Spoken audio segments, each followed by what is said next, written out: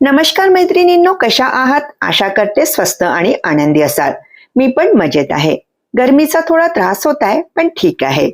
आज आहे रविवार आणि रविवार म्हटलं की स्पेशल नाश्ता काय करावं काही समजत नाही. पूर्वतयारी नसली की मग विचारूच नका. तुमच्यासोबत पण असंच होतं का? मला कमेंट्स करून नक्की सांगा. आज तसा मला इडली डोसा करायचा होता, पण काल अचानक मी दुपारी बाहेर गेली, तर मग डाळ आणि तांदूळ भिजायचे राहूनच गेले. येता येता संध्याकाळच झाली, मग संध्याकाळी काय टाकणार, म्हणून मग हा बेत रद्द झाला. सकाळी काय करावं, पोहे आणि उपमा खाऊन कंटाळा आला होता, तर म्हटलं नवीन काहीतरी करावं. मला तशी पण खूप दिवसापासून समोसे खायची इच्छा होत होती, तर चला म्हटलं आज समोसेच बनवूया. आणि व्हिडिओ शूट करावा की नाही करावा हे पण माझं काही नक्की नव्हतं, म्हणून मी काही सुरुवातीपासून तुम्हाला ही रेसिपी शेअर केलेली नाही. काही कारणामुळे मी काही व्हिडिओ बनवू शकले नाही. 8-15 दिवस झाले असतील मी नवीन व्हिडिओ काही टाकलेला नाही. पण आज मला घरातील काही एक्स्ट्रा कामं पण करायची होती, म्हणून म्हटलं चला आज हा व्हिडिओ बनवून टाकावा आणि तुमच्यासोबत शेअर पण करावा. तर आज मी नाश्त्याला मस्त गरमागरम घरगुती समोसे बनवले. खूपच टेस्टी झाले होते. मिस्टरांना मी मघाशी विचारलं की अजून देऊ का, तर ते म्हणाले नको, पुरे होतात. इथे माझे समोसे बनवून झाले. आलूचे सारण जेवढे होते तेवढे मी समोसे बनवून घेतले. पण पातीसाठी जे पीठ भिजवलेले होते ते शिल्लक होते. तर म्हटलं आता याचं काय करावं, तर म्हटलं चला खारी शंकरपाळी बनवून घ्यावी. आता शंकरपाळी बनवायचे ठरलंच आहे, तर म्हटलं छान खारीसारखे लेअरवाले बनवावं. त्यासाठी पोळी लाटून घेतली, वरून तेल लावलं, त्यावर मग कोरडं कणिक भुरभरून घेतलं. मग 4 फोल्ड केल्या. परत त्याची पोळी लाटली, परत तेल लावून कोरडं कणिक वरून टाकलं. परत 4 फोल्ड केल्या, नंतर मग पोळी लाटून त्याचे शंकरपाळे कापून घेतले. काही समोसे तळायचे बाकी होते, तर सोबतच 4-5 शंकरपाळी मी तळायला टाकून घेतले.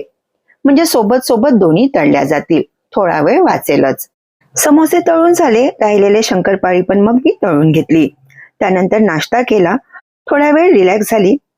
आणि आता एवढा नाश्ता बनवला तर भांडे तर पडणारच, तर आधी मी भांडे घासून घेतले. स्वयंपाक करताना आपण कितीही प्रयत्न करावं कमी भांडे काढण्याचा, पण भांडेही निघतातच. चला भांडे घासून झाले, त्यानंतर मग खालच्या 2 रूमला मी झाडू सुद्धा लावून घेतला. आणि आज महत्वाचं म्हणजे मला किचनचं मेकओव्हर करायचं होतं. आणि किचनचा महत्वाचा भाग असतो आपला किचन ओटा. माझ्या किचन ओट्यावर खूपच सामान झालं होतं, त्यामुळे तो खूपच गजगज वाटत होता. आता इंडक्शन शेगडी पण घेतली आहे, ती पण इकडे इलेक्ट्रिक अप्लायन्सेस साईडला ठेवलेली आहे. काही बाउल जे मला रेसिपीसाठी लागतात ते पण मी इथेच ठेवले. त्यामुळे किचन ओटा अगदी गच्च भरल्यासारखा वाटतो. आता किचन मॉड्युलर करायचं आहे, पण काही कारणांमुळे ते डिले होत आहे. तर म्हटलं काही हरकत नाही, सध्या आपण मॉड्युलर किचन नाही करू शकत, तर त्याऐवजी आपण किचनमध्येच थोडा बदल करावा आणि किचनचा थोडा मेकओव्हर करावा. थोडं किचनमध्ये चेंजेस केलं म्हणजे आपल्यालाही थोडं बरं वाटेल. त्यासाठी मी किचन ओट्यावरचं राईट साईडचं सगळं सामान काढून घेतलेलं आहे. माझा प्रयत्न होता की हा किचन मेकओव्हर माझा 1 दिवसातच कंप्लीट व्हावा आणि मी संपूर्ण एक व्हिडिओ तुमच्यासोबत शेअर करावा. पण एका दिवसात मी काही माझ्या किचनचा मेकओव्हर करू शकले नाही. त्यामुळे किचन मेकओव्हरचा व्हिडिओ मी तुम्हाला 2 पार्टमध्ये शेअर करणार आहे. किचन ओट्यावरचं सर्व सामान काढून घेतलं, फक्त ही एक कॉर्नरची रॅक मी तेवढी राहू दिली. कारण की एवढ्याच जागेपुरतं मला काम होतं, तर म्हटलं आधी एवढी जागा आपण क्लीन करून घ्यावी. किचनची टाईल्स वगैरे व्यवस्थित क्लीन करून घेतली. त्यानंतर मग खालचा किचन काउंटर टॉप पण व्यवस्थित क्लीन करून घेतला. या साईडला इलेक्ट्रिक अप्लायन्सेस ठेवलेले असतात आणि काही किचन ऑर्गनायझर ठेवलेले असतात. आता रोज रोज आपण काही त्यांना सरकवून व्यवस्थित क्लीन करत नाही, त्यामुळे ओटा थोडा जास्तच घाण झालेला असतो. चला इथे किचन ओट्याची मी क्लिनिंग व्यवस्थित करून घेतली. त्यानंतर मग मी आली डायनिंग रूम मध्ये.